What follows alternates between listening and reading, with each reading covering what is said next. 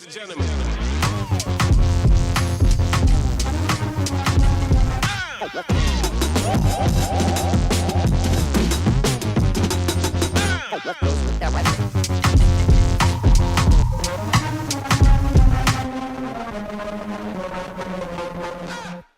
Hello, and welcome to another episode of AIM, where we agitate, innovate, and motivate so that you can be great. Today, as promised, I'm going to be dealing with part 2 of the 6 types of losses and how to grieve them. To recap on the types of losses, hopefully you all did your homework. Because change requires work, right? You can believe that you're going to change and you can try, but if you don't put the work in, faith without works is dead, right? Okay, so just to recap, the 6 types of losses are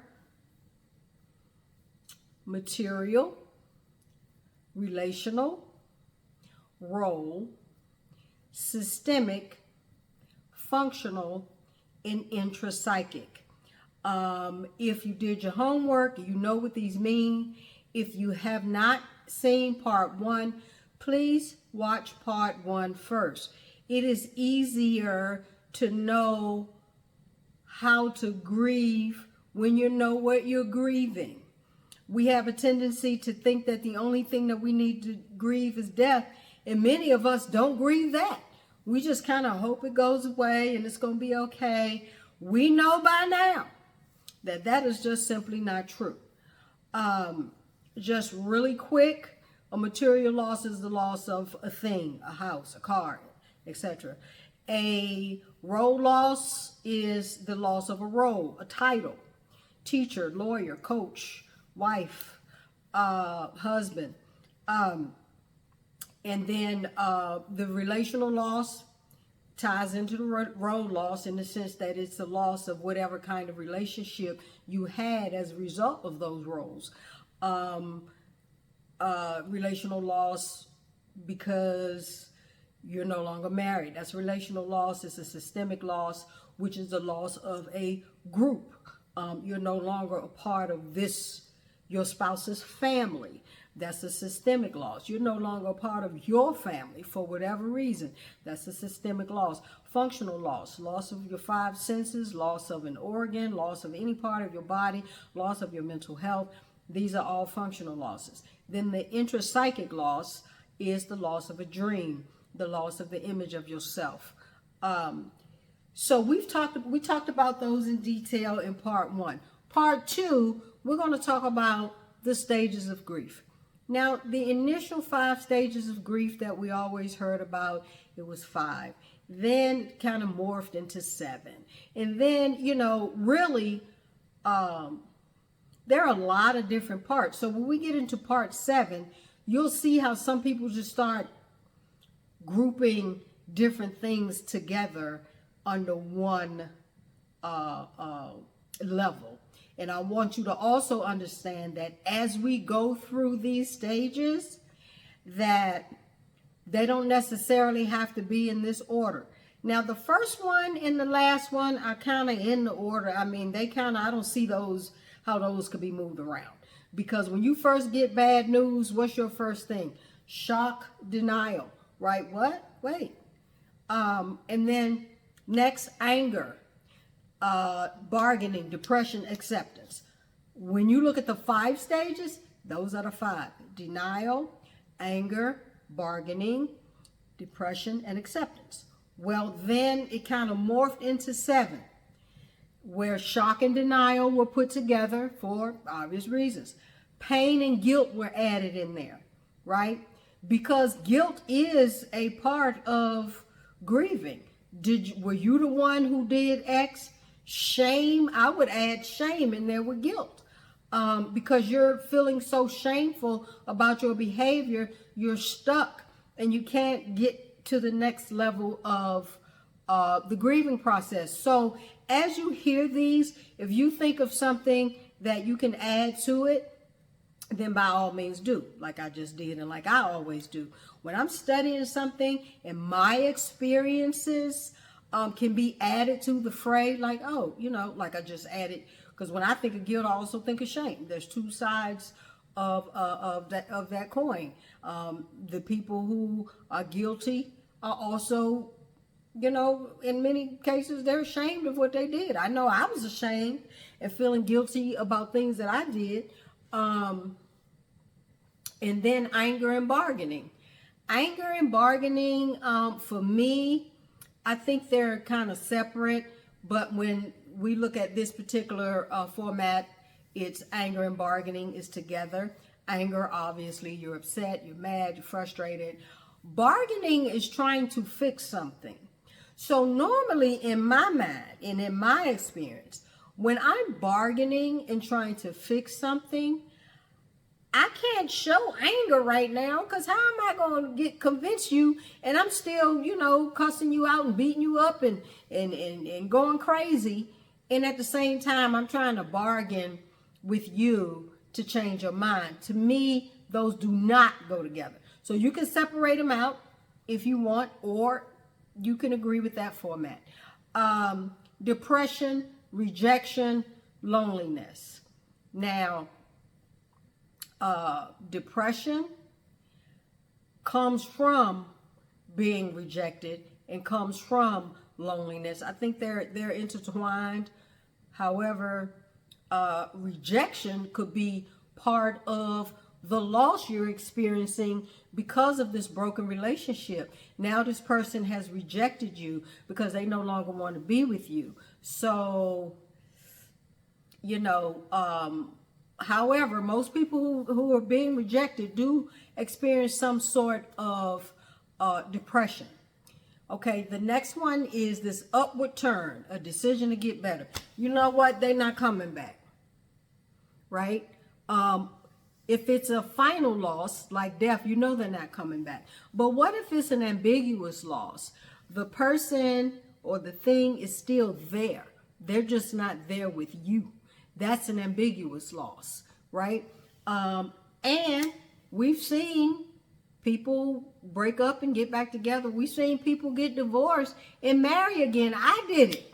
And I used to joan on people who did that. Really? Why are you marrying them again? Because you know that whatever it is that made you leave them the first time, it's probably still going to be there. But then I wind up, see, that's why we can't start talking about what we won't do, right? So when you go through that upward turn, I'm going to talk about all of these in detail. That decision can be on today and off tomorrow. And then you go back into the guilt, the bargaining. Wait a minute, I'm not accepting this. Let me go back here one more time and see if I can fix this. And that's why those middle ones kind of keep going back and forth, up and down, in and out, right? And then reconstruction, the hard work.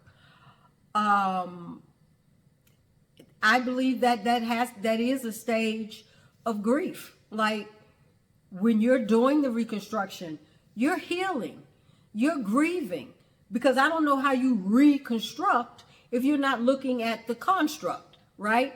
If you're reconstructing your pain from a situation, you have to go back and think of what your role was, what you could have done differently. You can go back and hope about what they could have done differently, but that part you can't control. You can control that, hey, dang, you know what, I probably really should have, tried this one more time. I really shouldn't have said that. I really shouldn't have done that. I'm going to make sure I never, ever, ever, ever do that again. But how do you really get there? Because there's a reason why you did it in the first place. If you don't get to the core of that, the probability of you doing it again is pretty high. And so reconstruction requires some real digging. And then the last one, acceptance. I accept what it is. For me, though, acceptance can actually come before reconstruction. Because the reconstruction in my mind comes because I have accepted it, right?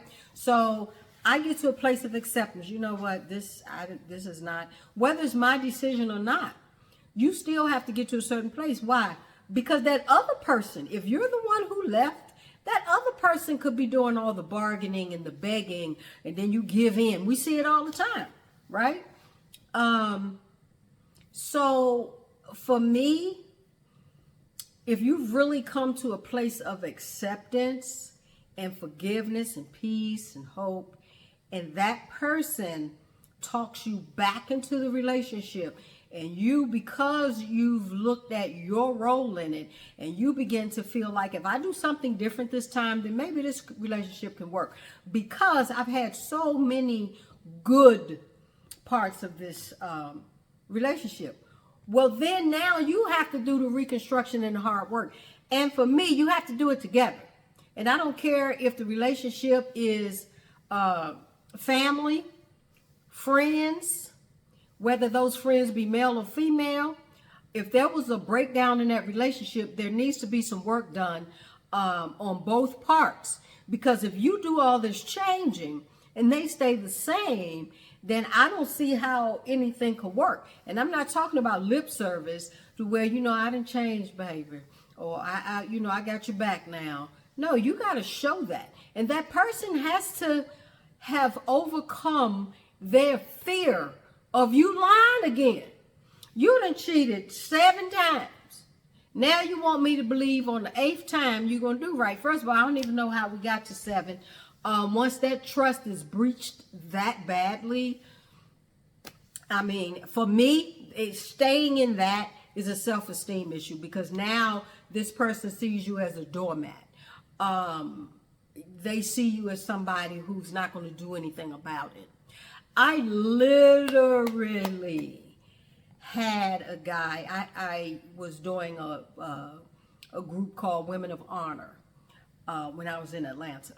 And so I did a lot of talking to men of all ages, ethnicities, of different social classes, to races, of, just different kinds of men. I want to hear what you have to say about women. Because men will get together and talk about women. Women will get together and talk about men. What are you going to say in our face? What do you really believe and think, right? So, this true story. This is what this gentleman told me. He said, because he was cheating on his wife. And we had this discussion. And he said, this is what you do. It's like it's a rule book. This is what you do when you cheat on your wife and get caught. You shame her and guilt trip her into staying by telling her she's destroying another black family. You guilt trip her that here goes some more black kids, I ain't gonna have a father. You guilt trip her that nobody's gonna want you with all them kids. You might as well stay with me. You guilt trip her or manipulate her into believing all men cheat.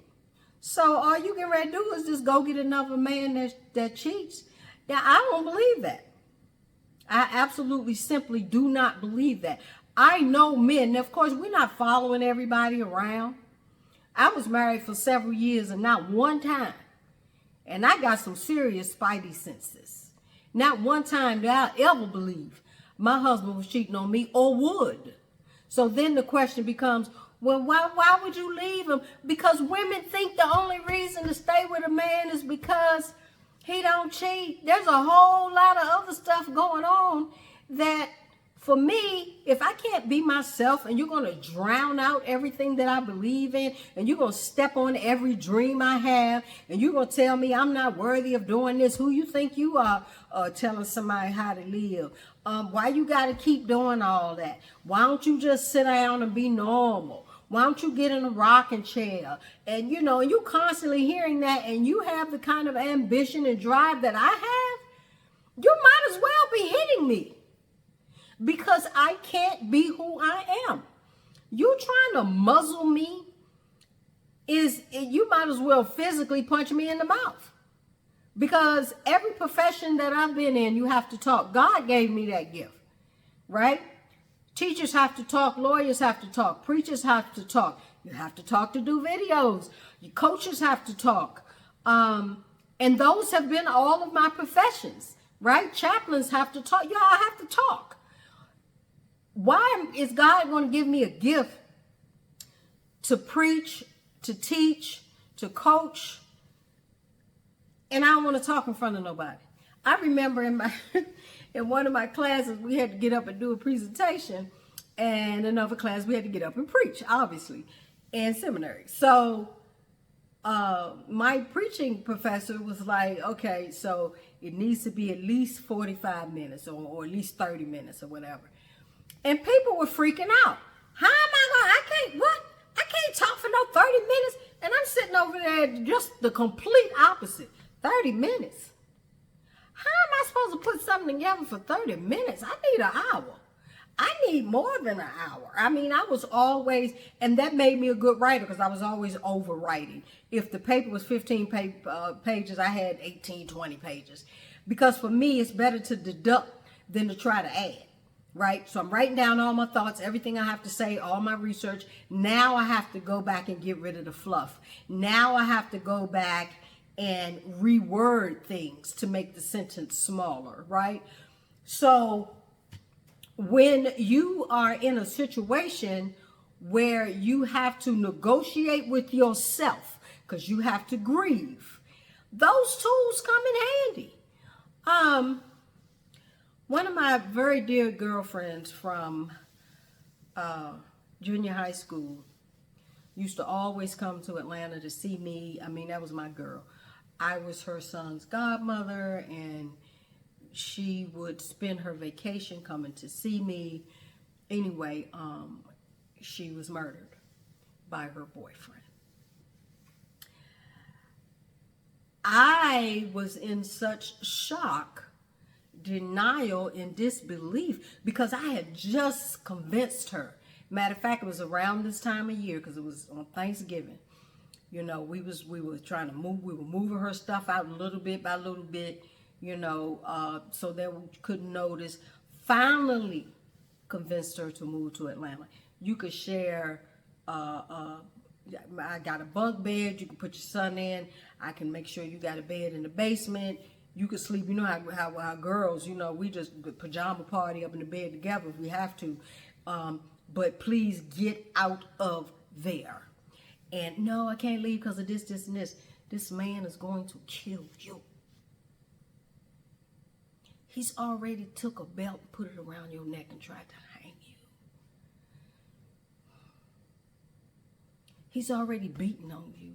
You gotta leave.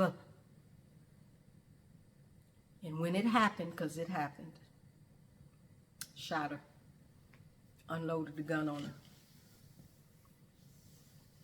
I don't even want to get into all of those details, but anyway, the shock. I probably was more shocked about her death than any subsequent death. First of all, it was one of the first ones that happened to somebody that close to me. Even some other family members had passed away, but I wasn't close to them. I rarely ever saw them. But this is somebody who I talked to 2-3 times every day.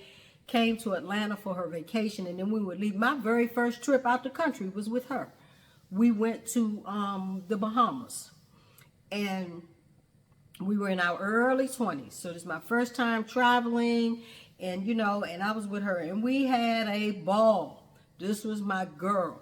So when she died, I was on the phone calling her. All day and night. I was calling her cell phone. I was calling her job. I was calling, well, I don't even think, did we have cell phone? If we did, it was just coming. I'm calling her house. I was calling her job. Just kept calling.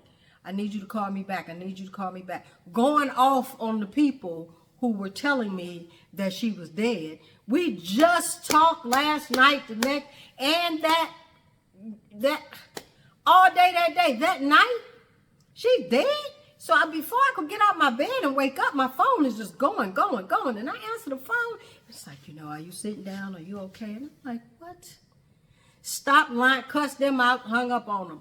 Don't play with me like that. You play too much. Why would you do that? You tripping. Why would you call me and tell me something? Because you think this is funny? Complete shock and denial. And I know that we all have been there about some things. Okay, the pain and guilt. I should have got her out of there quickly. I should have just went and drug her out of there when I first found out about this abuse. And then my heart's breaking and I'm in pain and I don't want to go to the funeral because she ain't dead, right? Major denial. I should have done X. I should not have done X. Then you get to the anger and the bargaining. Well, when they dead, you can be angry, but ain't no bargaining, because bargaining is trying to fix it. That can't be fixed.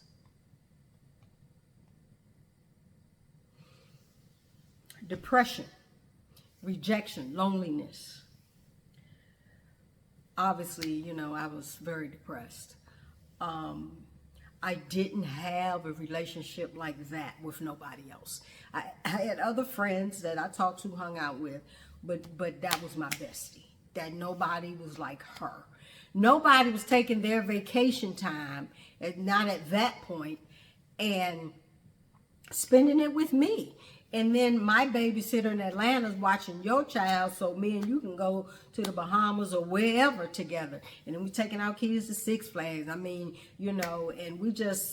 we were two peas in a pod. I love her. I miss her to this day because we had a very loving, genuine friendship. And I don't think that my success would have made her change on me like it did a lot of other people, which makes me miss her even more when I watched other friends do that.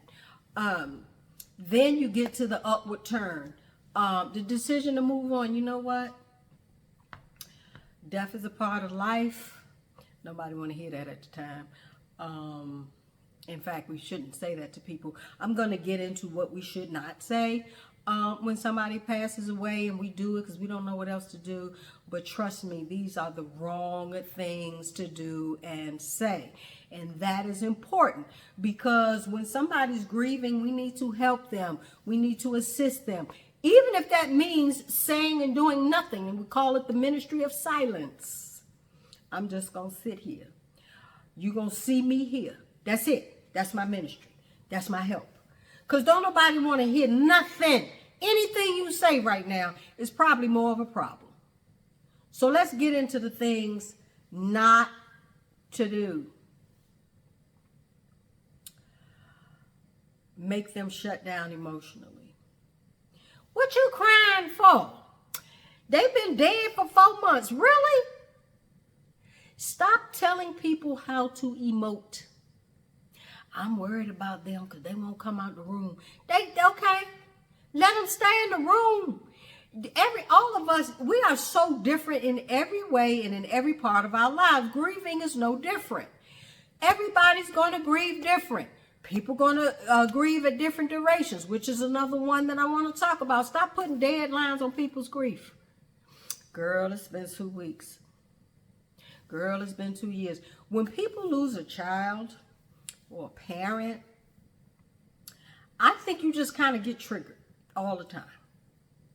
Another huge, huge loss and the shock and denial for me was my younger sister. I would have thrown away my legal career and my career as a minister. If you want, that's not really a career, that's a calling. I would have ruined all of it if I had caught that joke. I don't believe that I would not have tried to kill him. I'm sorry, I'm being honest. Because I snapped when I found out what happened. I snapped when I read her diary and the things that were happening to her. Shock and denial, big time. Wanting to harm someone, big time. She was the only way that I was a big sister. And I took that role very, very seriously. So her loss was devastating, painfully devastating. I do not want to hear nobody telling me how long it's been and how I shouldn't be feeling or saying or doing. You don't get to call that for me, and I don't get to call it for you. Another big problem, scriptures. What, you want to come tell me now that this was God's will? You want to come give me a scripture? When we do that, a lot of times we make people just mad at God. Because remember, God did it. It ain't had nothing to do with decisions we made. It had nothing to do with the devil. And it had nothing to do with, whatever part we played in it. You got behind the wheel drunk and had a car accident, and that's God's fault. The last time I checked, God gave us free will. Now, when people die at the behest of their boyfriend, husband, wife, we saw those flags coming. I was getting ready to get married only, a year ago? And I started seeing some flags that said, ain't no way in the world I'm marrying that. I don't care how smooth and pretty and, some people amaze me at how different they are in public versus private. In fact, it was shocking. How could you got so many people fooled about who you really are? And now you're dragging this behavior out of me because you're not rolling up on me like that. You're not controlling my thoughts, my actions, who I talk to on the phone. Why you ask them, talking about you going to take them to a game. You ain't asked me if you could call them and say that. What? You can't go to that church. You going to church I say go to because I'm the man. Yeah, well, all of us have saw that crazy before we walked down that aisle, and many of us walked down there anyway. And that behavior, all of the people I talked to as I was going through this said, damn, that behavior ain't getting ready to get better. And I said, I know. Don't worry. I have an exit strategy. I needed for my house to be built so I wouldn't have to live in nobody else's house, which was creating a whole nother set of problems and drama and issues, right? So I got this, but what you better hurry up and believe, I ain't walking down the aisle with that. Because I already know it's going to destroy my life, which is what the devil was setting me up to do. Again, the weapon was formed, but it did not prosper. Oh, had me thinking I done hit the jackpot, and oh, you the nicest and kindest man on the planet. And you are 1,000% the opposite of that. And I just thank God for allowing me to see it and giving me the courage to walk away. Don't nobody listen. All this propaganda about, if you ain't married, something wrong with you. Well, something wrong with half of the people that got married. I heard somebody say, we don't have a divorce problem. We have a marriage problem. And I believe that. People marrying to piss other people off. People getting married because they're pregnant. People getting married because they're getting old. People getting married because society is putting pressure on them or their families. Girl, dang, when you gonna get married? You got all that going on. Why you ain't got no man? Because I don't want one unless he gonna come correct. I had a decent man. He was decent. But he was stripping me of my identity. He was stripping me of my essence. I am not a woman, especially in my 30s. I'm supposed to sit out. That's when you get up and start making things happen. Sit down, get in a rocking chair, and I'm not making that up. Sit down, get in a rocking chair, and be normal, and come home and watch TV like normal people. So now I'm constantly hearing how I'm not normal. Why you running track in your 30s? That ain't why you gotta be doing all that. Why you gotta be going back to school? Ain't nobody trying to do all that. Well, if you had a problem with me running in my 30s, I know you got a problem with me running in my 60s, mid 60s on top of that, right? So, I wouldn't be doing this podcast if I was married to that most recent one, because I'm going to make sure I got all of your attention, all of your energy. Everything has to be about them. I'm talking about crazy. And this would not be happening because it couldn't. I don't care who you are, or it's going to be so much drama about it. When I went to Emory, I was in a dual program to get my Master in Divinity at the same time. I was getting so much grief about that. Oh, you could be a lawyer because that's going to bring, money. But for you to be a preacher and you the woman and you having spiritual authority and power and knowledge, I can't deal with that one. So it was so much grief about that, I dropped out and I never quit anything. 5 years after the divorce, I went back and got that degree because I never lost that that knowing that I'm supposed to have it, right? And that knowledge and that degree was my most important one. My favorite school was Spelman, but my favorite degree was my Master's in Divinity from ITC. It was just quite an experience. Another thing that let's recap our mistakes. Don't shut down the people's emotions. Don't give them a deadline. Don't give them scriptures. And don't give them answers. Oh, this is why that happened. This is why you got a divorce. This is why they passed away. This is why your family don't like you. This is why your friends done turned on you. Here are all the answers. And those answers may be correct, but they're not timely, right? When people are right in the throes of that loss, that is not the time to come with all that, right? Because people are going to internalize things the way their emotional makeup and their psyche is dictating.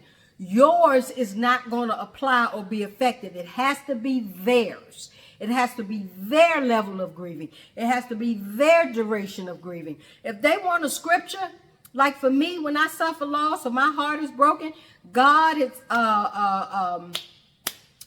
has come to heal the brokenhearted and to bind up our wounds. I know that scripture. I know to go get it. I ain't ready for it yet. I don't want to hear that right now. But when I'm ready, I know this Bible. But I don't want to hear that right now. I'm looking at God sideways.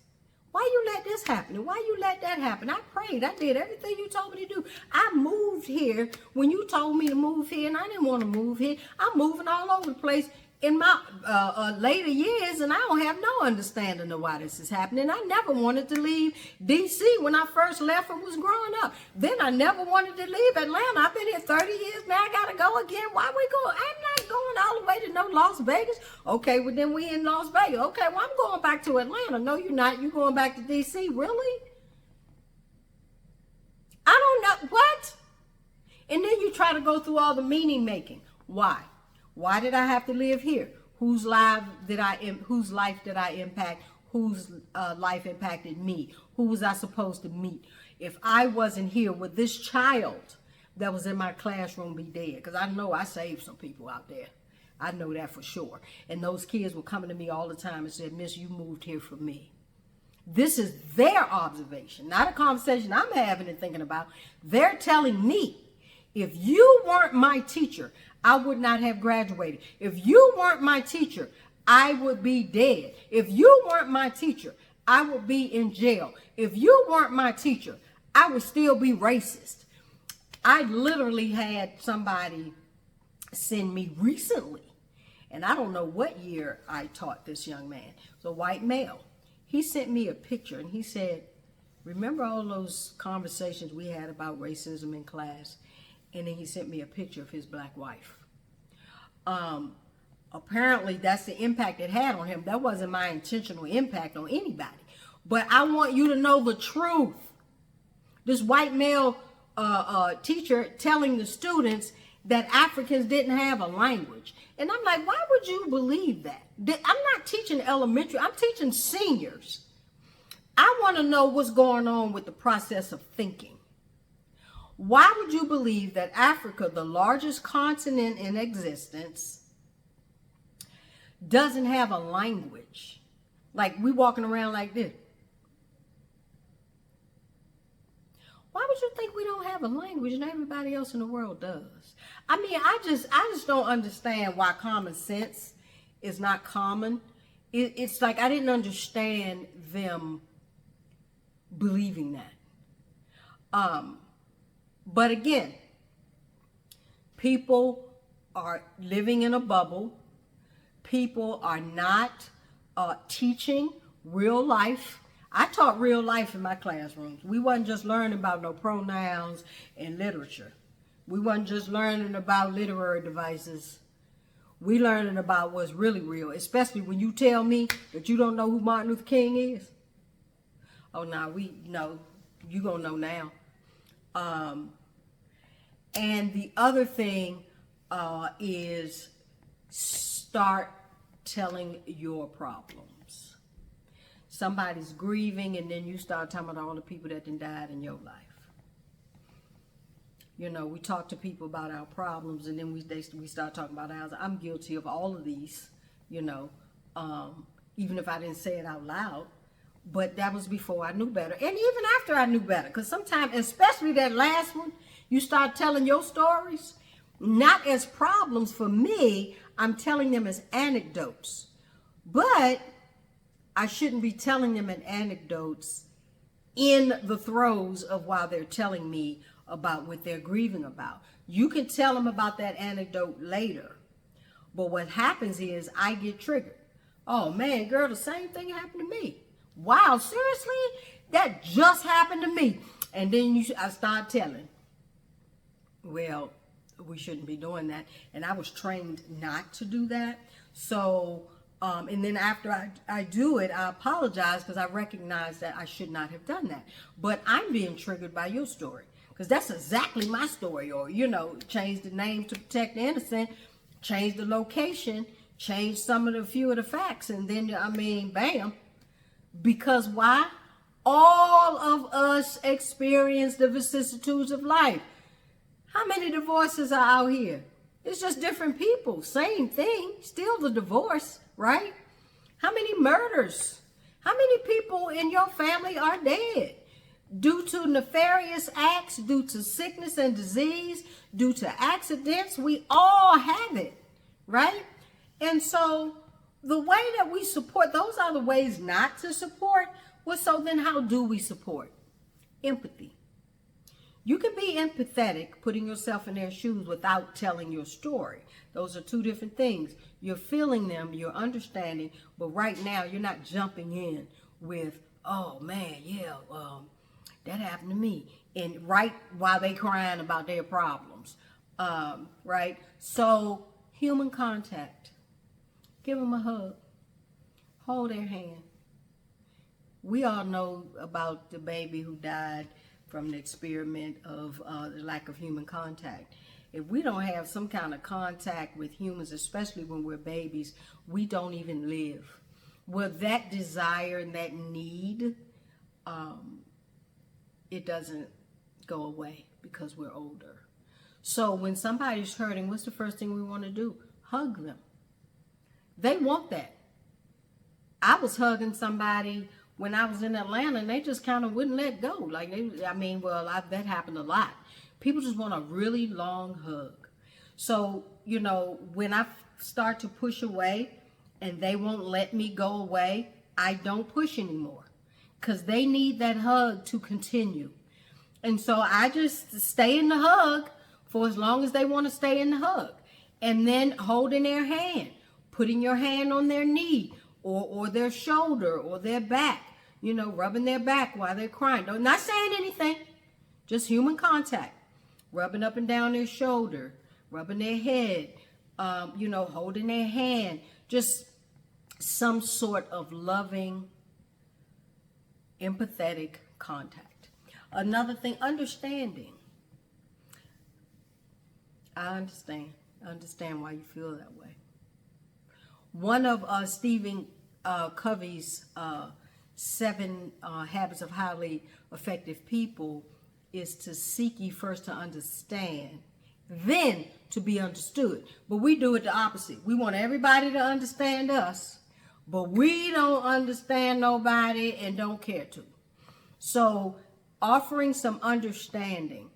And don't think that the people who are on the other side of the pain are always the ones that needs the people who did the harm.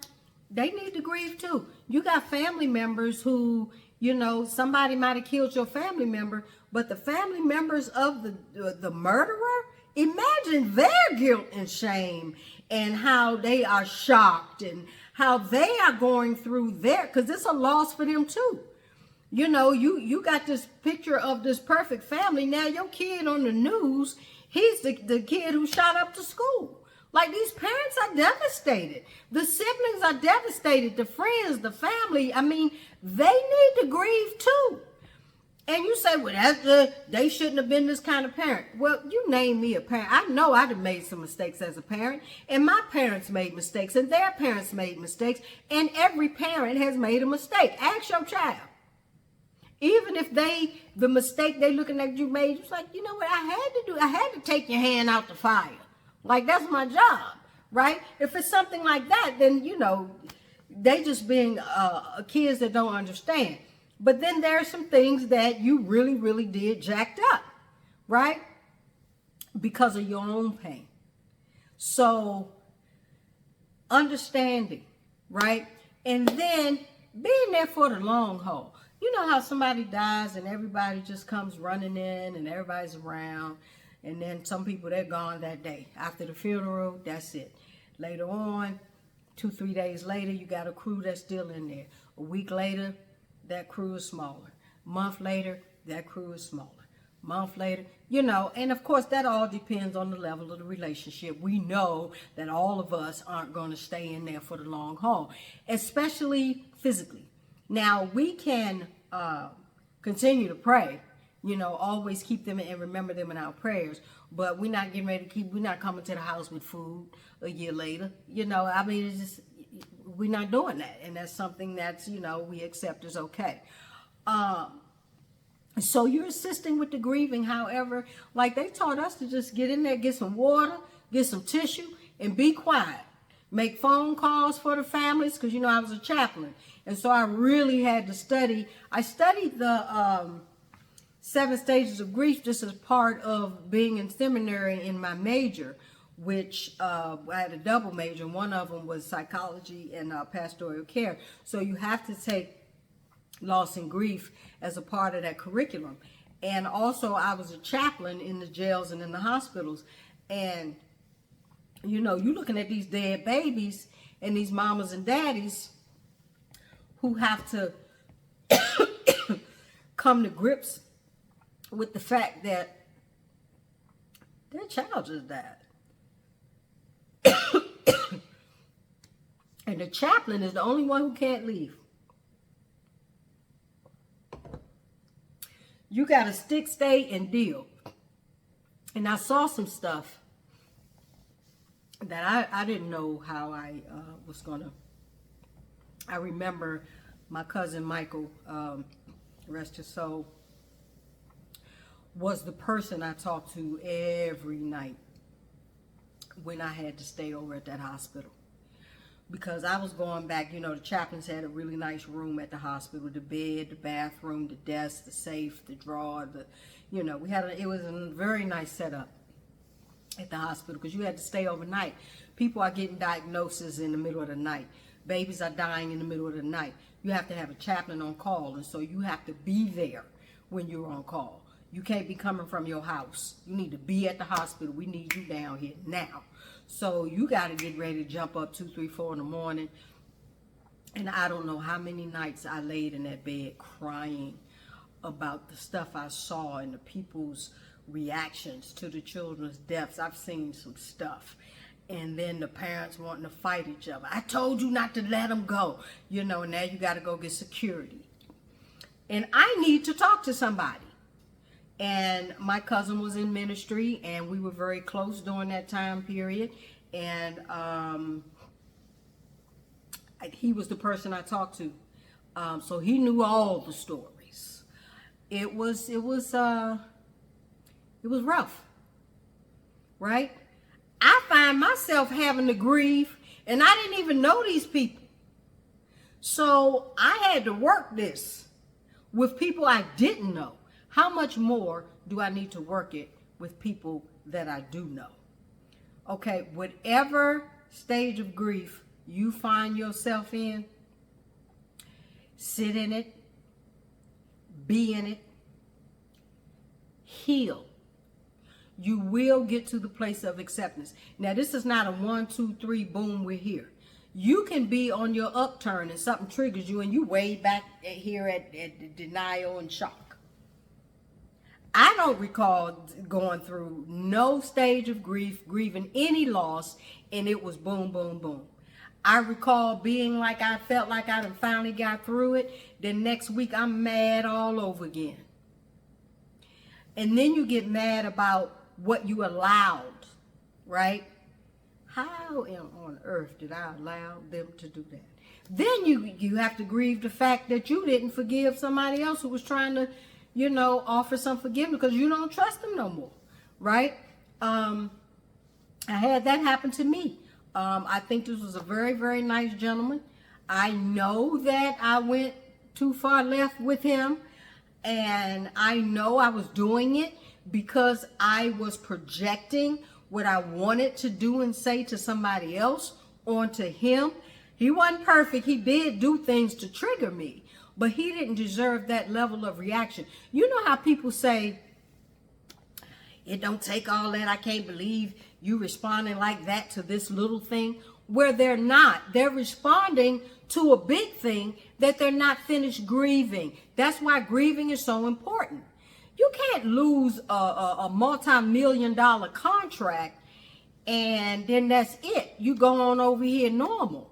Somebody about to catch that pain if you don't grieve. Somebody might catch the pain if you're in the middle of grieving. So we have to be careful about understanding where we are in the grief process. Shock and denial might last for 2 weeks for somebody, 1 week for another, 2 months for somebody else. And we can't come in there and be like, look, I need for you to accept that they're not there. You going off on them is not going to help. You ever seen people go off on people about losing weight? You fat and give me them cookies. Have you ever seen any of them slim up as a result of that? They start eating more. Instead of you gently saying, come on, baby, let's go for a walk. Take them to the park, to a picnic, and then just get up and start walking. You don't even have to say this what you doing. They looking at it like you giving them a romantic evening. And you are. But you're also concerned about their health, and so you're taking them for a walk without even saying you're taking them for a walk. You buy the twin bikes, like, okay, I'm in this with you. You know what? The whole time we watching this movie, I do it all the time. I get on my bike. When it's too cold to go outside, when I'm not feeling well enough to go outside, I just get on the bike and I ride it for an hour. And I distract myself from being on the bike by watching a movie, watching a sports event, but I get it in. So the way to help people heal through their pain is not to beat them up and guilt shame them about it, because that's part of why they're stuck in their grief, the guilt. So hopefully at least the main 5: denial, anger, bargaining, depression, acceptance. Now we get to a place and we say, oh, you know, I'm past this depression. Now you back up here because you feeling better. You done went back to bargaining. Maybe I can get them back now. maybe they'll come back now. And then it's like, they might. A lot of people reconcile and do better the second time around. But both parties have to be willing to grow together, sit down and talk about this stuff together, go through these stages together. If you don't, and I'm ahead of you or you're not, that can be viewed different. The last thing I want to say to you is when you are grieving, cry, cry, cry, cry, cry. It's called healing waters. You're getting all that anxiety out. Allow yourself to feel it. I had to go through aggression therapy. I went because I wanted to beat up some folks. I went out to a tree and just started stabbing it and beating the pillow and just getting it out. I told a young lady to do this years ago, and she said, that's crazy, ain't nobody doing that.